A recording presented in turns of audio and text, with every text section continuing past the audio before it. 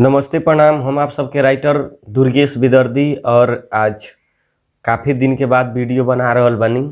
मियाज थोड़ा ख़राब बा, तबीयत भी ख़राब रहला, आवाज़ खसखसा था, लेकिन फिर भी वीडियो बनाओ तनी आप सब खातिर। आज बहुत ही बढ़िया गाना लेके आइल बानी, देवी गीत, देवी माई की जय हो। और धुन बतावे जा रहल बानी, धुन और टुनटुन यादव के मजनुआ पर 18 मर्डर केस बावे। एल्बम के नाम है टुनटुन यादव के धुन पे गाना लिखे आइल बानी देवी गीत। तो आप सबके सुनावे जा रहल बानी मुखड़ा, ठीक बा। कि थावे वाला रहिया धल हो, आ चुनरी चढ़ावे तू चल हो। अरे थावे वाला रहिया धल हो, चुनरी चढ़ावे तू चल हो।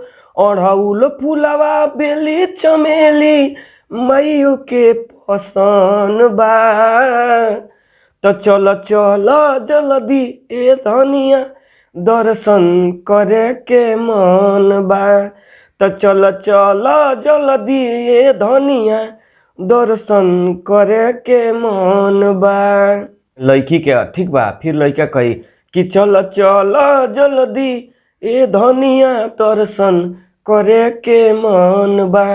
ई लड़का के हवे। तो आप सबके बता देनी लेडीज जेंट्स जे लखन बा, टुनटुन यादव जेनिए गौले पर हम सेम वही लखन ही गाना गावे के बाबा। जेनिए लेडीज उनका में गौले बड़ी, ये जे लखन जेंट्स गौले बड़न उ गाना में वही हिसाब से गावे के बा। फिर अंतरा आप सबके सुनावे जा रहल बनी। अंतरा कि भइल मन कामना सारा पूरा हो, बान कोनो सोचल अब अधूरा हो भइल मन कामना सारा पूरा हो, सोचल नाही बावे कवनो अधूरा हो। माइये के कृपा से सुनी बोलम जी, हमनी के काम टाना टन बा। तो चल चल जल्दी ए धनिया, दर्शन करे के मन बा।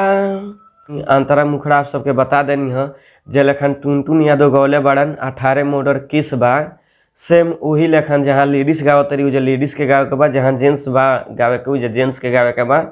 तो आप सबके बताओ तनी फुल अंतरा जो लास्ट वाला बा उ सब खातिर आप कॉल कर सकतनी हमारा नंबर पर।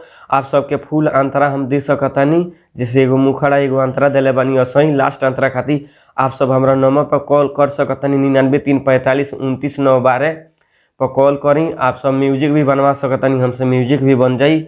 और ख़ास करके थोड़ा हमार तबीयत खराब बा, वही से बढ़िया से गा नहीं पावत और बता नहीं पावत।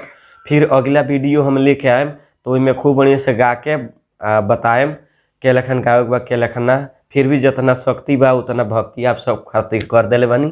तो ये चैनल के सब्सक्राइब करी, लाइक करी, कमेंट करी, दबा के शेयर करी, और स्क्रीन पर लगा दी कि कामना धुन पर गाना बावे। तो आप सब चली, नमस्ते प्रणाम।